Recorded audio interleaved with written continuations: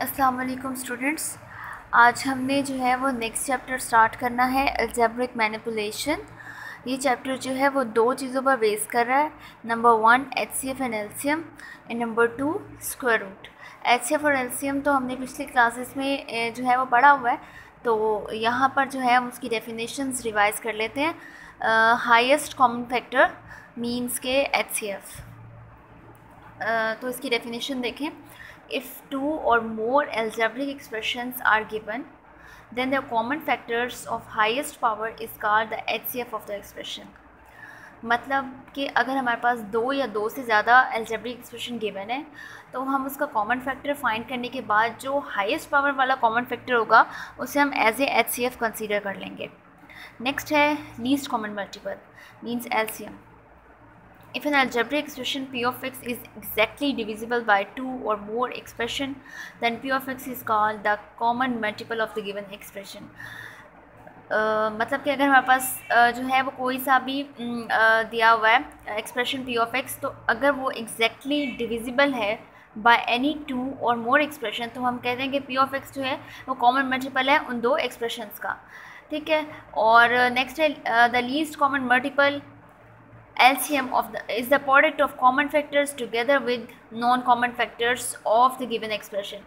मतलब कि जो least common multiple है वो product होता है common factors का multiply with, मतलब कि उन दोनों का multiply होता है common factors का और non-common factors का। ठीक है, of the given expressions। तो इन दोनों में difference ये है HCF और LCM में कि हमारे पास जो है वो LCM में जो है वो नॉन कॉमन फैक्टर्स होते हैं। नेक्स्ट देखिए फाइंडिंग HCF। HCF को फाइंड करने के दो मेथड हैं, by factorisation and by division method. Next है 116 पेज पर एक पॉइंट ऑब्जर्व दैट। फर्स्ट है कि in finding HCF by division if required any expression can be multiplied by a suitable integer to avoid fraction.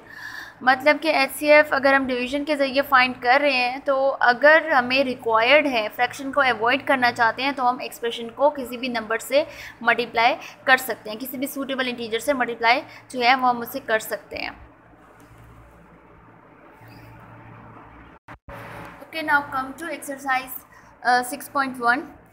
इसका जो है वो first question है, find the HCF of the following expressions. First part 39 x7 y³ z and 91 x5 y6 z7। तो हमने जो है वो बारी बारी इन दोनों को फैक्टराइज करना है। और 39 को हमने जो है वो लिखा 13 मल्टीप्लाई विथ 3 और 91 को हमने लिखा 13 मल्टीप्लाई विथ 7 और साथ में जो पावर्स हैं वेरिएबल्स हैं वो हमने एज इट इज़ लिख दिए। और हमें पता है कि HCF जो होता है वो होता है प्रोडक्ट ऑफ कॉमन फैक्टर्स। तो हमने जो है वो इसमें से कॉमन फैक्टर्स देखने हैं दोनों में से। तो फर्स्टली कॉमन क्या आ रहा है 13, तो हम उसे जो है वो सिंगल टाइम लिख देंगे। और दूसरा है x की पावर 5, जो स्मॉलर टर्म होती है दोनों में से वो कॉमन लेंगे हम। तो x5 स्मॉलर है वो हमने जो है वो यहाँ पर कॉमन ले ली और बाद में y³ कॉमन आ गया और z की पावर जो 1 है वो कॉमन ले ली। तो हमारे पास जो है वो HCF क्या आ जाएगा, इसका प्रोडक्ट हमारे पास HCF आएगा जो कि होगा 13x5 y³ z। तो ये हमारे पास HCF आ गया। नेक्स्ट क्वेश्चन है question number 2, find the HCF of the following expression by factorisation. Factorisation से हमने इसका HCF फाइंड करना है और ये वही फैक्टराइजेशन है जो कि हमने 5th चैप्टर में पढ़ी थी। तो इसका फर्स्ट पार्ट है x² + 5x + 6 और सेकेंड इसका एक्सप्रेशन दिया हुआ है x² - 4x - 12। तो इसका जो है वो सोल्यूशन देखें, x² + 5x + 6। तो हमने इसे जो है वो 5x को फैक्टराइज किया है एज ए 3x + 2x। ठीक है, और साथ में यहाँ से x कॉमन ले लिया, अंदर बच गया x + 3, फिर +2 कॉमन ले लिया, अंदर बच गया x + 3 और एट द एंड हमारे पास फैक्टर्स आ गए ये दोनों। उसके बाद सेकंड को फैक्टराइज किया, हमारे पास बन गया x + 2x - 6।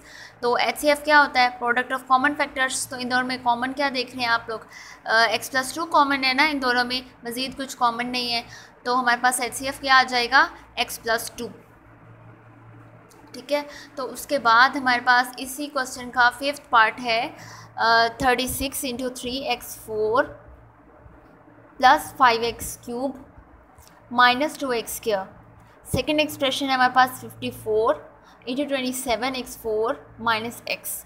तो इसको भी जो है हमने फैक्टराइज करके HCF फाइंड करना है। तो फर्स्ट जो है वो इसमें से, ये सेकंड ऑर्डर का तो नहीं है, ये फोर्थ ऑर्डर का है, तो इसमें से हमें बाज़ाहिर क्या कॉमन नज़र आ रहा है, एक्स की पावर 2। तो हमने जो है वो इस पूरे में से एक्स की पावर 2 कॉमन ले लिया और अंदर बच गया है 3x² प्लस 5x माइनस 2। ठीक है, अब 5x ये सेकंड ऑर्डर का एक्सप्रेशन है, तो इसमें हम 5x को फैक्टराइज करके लिख देंगे as a 6x minus x. ठीक है, तो उसके बाद जो है वो यहाँ से 3x कॉमन ले लिया, अंदर बन गया x प्लस 2, और इस तरह -1 कॉमन ले लिया, अंदर बन गया x प्लस 2। इसमें तो कोई डिफ़िकल्टी नहीं है। और उसके बाद 36 को हमने लिख दिया ऐसे 18 मल्टीप्लाई विद 2, और साथ में x एज इट इज़ आ गया, और ये बच गया 3x माइनस 1 x प्लस 2, क्योंकि उधर से हमने x प्लस 2 कॉमन ले लिया था, तो अंदर 3x माइनस 1 बच गया था। उसके बाद सेकंड एक्सप्रेशन के जो है वो हमारे पास फैक्टर्स क्या बन रहे हैं, 18 multiply with 3 multiply with x multiply with 3x minus 1 and this term. तो ये जो है वो उसी तरह से फैक्टराइज़ किया है इन दोनों को, जैसे हम 5 चैप्टर में करते रहे हैं। और उसके बाद जो हमने HCF फाइंड करना है।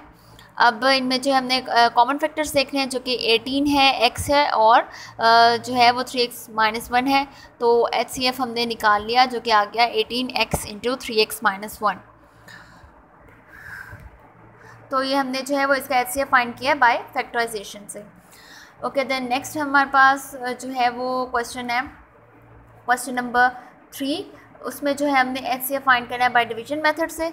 तो उसका फर्स्ट पार्ट हमारे पास गिवन है, first expression and second expression. तो फर्स्ट एक्सप्रेशन को जो है हम एज ए डिवाइडेंड ले लेंगे, और सेकंड एक्सप्रेशन को जो है हम एज ए डिवाइजर ले लेंगे। तो डिवीजन मेथड की ज़रूरत तब पेश आती है जब हमें जो है वो फैक्टर बनाने में हम फेल हो जाते हैं। मतलब कि कुछ क्वेश्चन ऐसे होते हैं जिनमें जो है हम फैक्टर्स नहीं बना पाते, तो उनमें जो है हम डिवीजन मेथड यूज़ कर लेते हैं। तो फर्स्ट एक्सप्रेशन में हम क्या देख रहे हैं, x³ देख रहे हैं, लीडिंग कोएफिशिएंट। तो हमारी डिवीजन में ये प्रायोरिटी होती है कि हम इसे कैंसिल आउट करें। तो हमने इस एक्सप्रेशन को जो है वो 1 से मल्टीप्लाई करना है, ताकि जो है वो x³ कैंसिल आउट हो जाए। तो 1 से मल्टीप्लाई किया, ये एक्सप्रेशन आ गया। उसके बाद हमने साइन चेंज कर दिए, साइन चेंज करने के बाद ये कैंसिल आउट हो गया, और ये भी कैंसिल आउट हो गया। सॉरी, कैंसिल आउट नहीं हुआ, इसका आंसर आ गया 2x के, और साथ में आ गया -6x प्लस 4। और यहाँ से जो है वो बज़ाहिर 2 कॉमन आ रहा है, तो 2 कॉमन ले लिया। और उसके बाद जो है वो हम डिवाइज़र में क्या देख रहे हैं, डिवाइज़र में देख रहे हैं 3 पावर हाईएस्ट पावर 3, और यहाँ पर हम हाईएस्ट पावर देख रहे हैं 2। ठीक है, तो मज़ीद हम डिवीज़न का प्रोसेस नहीं करेंगे। ठीक है, क्योंकि रिमाइंडर तो जो है वो डिवाइज़र से कम आ गया, इस वजह से हमने यहीं पर स्टॉप कर दिया। और जो इस तरह के क्वेश्चन है उसमें हमने ऐसे ही करना है, मतलब कि जब रिमाइंडर कम आ जाए तो हम स्टॉप कर देंगे, और जो साथ में इंटीजर कॉमन आएगा उसे हम इग्नोर कर देंगे, और जो एक्सप्रेशन आएगा उसे हम एज ए डिवाइज़र ले लेंगे, और जो पिछला डिवाइज़र था उसे हम एज ए डिवाइडेंड कंसीडर कर लेंगे। ठीक है, मतलब हर रिमाइंडर में इंटीजर कॉमन आएगा ही आएगा, तो उसको इग्नोर करेंगे हम। और 2 को जो है हमने इस वजह से इग्नोर कर देना है, क्योंकि हमें जो है वो 2 एक्सप्रेशंस का चाहिए HCF। तो हम इस एक्सप्रेशन को लेंगे एज ए फैक्टर, और 2 को अगर हम लेंगे तो उससे तो हमारा कोई रिज़ल्ट नहीं आएगा।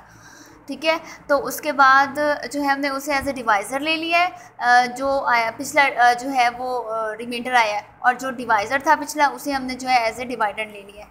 अब यहाँ पर x³ है, यहाँ पर x² है, तो हमें जो है वो इस पूरे एक्सप्रेशन को x से मल्टीप्लाई करना पड़ेगा। उसके बाद हमारे पास आ गया x³ plus 3x sorry -3x² plus 2x। उसके बाद हमने साइन चेंज कर दिए। ठीक है, साइन चेंज कर दिए यहाँ पर भी, और यहाँ पर जो है वो माइनस प्लस में प्लस माइनस में कन्वर्ट हो जाएगा। उसके बाद ये x³ -x³ से कैंसिल आउट, ये बन गया -4x² -12x प्लस 8। उसके बाद इस एक्सप्रेशन को जो है हमें 4 से मल्टीप्लाई करना पड़ेगा, ताकि ये चीज़ कैंसिल आउट हो जाए। हमने जो है वो इस एक्सप्रेशन पूरे को जो है वो 4 से मल्टीप्लाई करना है, और उसके बाद हमारे पास बन गया 4x² -12x प्लस 8, और ये सब कैंसिल आउट जब हमने किया साइन चेंज करने के बाद, तो आंसर आ गया 0। ठीक है, तो उसका मतलब है कि ये x² -3x प्लस 2 जो है वो हाईएस्ट कॉमन फैक्टर है, इस एक्सप्रेशन का भी और पिछले एक्सप्रेशन का भी। ठीक है, और हमने तब तक जो है वो प्रोसेस स्टॉप नहीं करना जब तक हमारे पास जो है वो आंसर 0 ना आ जाए। जैसे हमारे पास आंसर 0 आएगा, हम जो है वो अपना वर्क जो है वो स्टॉप कर देंगे। तो उसके बाद नेक्स्ट क्वेश्चन है हमारे पास, उसकी फर्स्ट टर्म को हमने ऐसे डिवाइजर ले लिया, नेक्स्ट को जो है वो ऐसे डिवाइजर ले लिया। अब यहाँ पर है x4, यहाँ पर है 5x³, ठीक है। अगर हम इसको एक्सप्रेशन को 1 से x से मल्टीप्लाई कर भी देते हैं तो हमारे पास क्या आ जाएगा 5x4, वो साइन चेंज करने के बाद हमारे पास बन जाएगा -4x4। हमारी रिक्वायरमेंट तो पूरी ना हुई, उनके डिवीजन में यही रिक्वायरमेंट होती है कि पहली टर्म जो है वो 0 होनी चाहिए हर प्रोसेस के बाद, तो यहाँ पर तो 0 नहीं हो रहा। तो हम अगर इस पूरे एक्सप्रेशन को 5 से मल्टीप्लाई कर देते हैं तो हमारी जो रिक्वायरमेंट है वो पूरी हो जाएगी, ठीक है। तो जैसे कि हमने उस जो है वो 116 पेज पर भी पढ़ा था कि हम एक इंटीजर से मल्टीप्लाई कर सकते हैं अगर हमें जो ज़रूरत है। तो हमने इसको 5 से मल्टीप्लाई कर दिया, हमारे पास ये एक्सप्रेशन आ गया, ठीक है। उसके बाद जो है वो अब हम इसको मल्टीप्लाई कर देते हैं x से, ठीक है। इसको x से मल्टीप्लाई कर दिया तो ये एक्सप्रेशन बन गया हमारे पास, ठीक है। अब यहाँ पर जो है अब हम कैंसिलेशन करेंगे तो हमारा जो है वो फर्स्ट टर्म जो है वो कैंसिल आउट हो जाएगी, साइन चेंज करने के बाद कैंसिल आउट होगी। आंसर बचा 2x³ + 7x³ - x -15, ठीक है। अब यहाँ पर है 2x³, यहाँ पर है 5x³, ठीक है। तो अब हम जो है वो फिर से जो है वो इसको मल्टीप्लाई करना पड़ेगा 5 से, और ऊपर वाले को मल्टीप्लाई करना पड़ेगा 2 से, ताकि ये कैंसिलेशन हो जाए, ठीक है। इसे 2 से करना पड़ेगा और इसको 5 से। अब इसको हमने 5 से किया तो ये टर्म बन गई, इसको अब हम 2 से करेंगे तो हमारे पास जो है वो ये टर्म बन जाएगी, ठीक है। इसकी कैंसिलेशन करने के बाद हमारे पास आंसर आ जाएगा ये 29x³ + 29 - 87। अब इसमें से जो है वो 29 कॉमन आ रहा है, 29 कॉमन आ गया, और यहाँ पर हमने जो है वो प्रोसेस स्टॉप भी किया है क्योंकि हमारे पास x² बन गया है, ठीक है। और डिवाइज़र में क्या था x³, ठीक है। इस वजह से हमने जो है वो हमारे पास आंसर लेस आया, इस वजह से हमने जो है वो इसे ऐसे जो है वो रिमाइंडर कंसीडर कर लिया। तो नेक्स्ट प्रोसेस करने के बाद हमारे पास जो है वो HCF एट द एंड आ जाएगा x² + x - 3, ठीक है। हमने वहाँ पर प्रोसेस स्टॉप कर देना है जब आंसर जो है वो 0 आ जाए।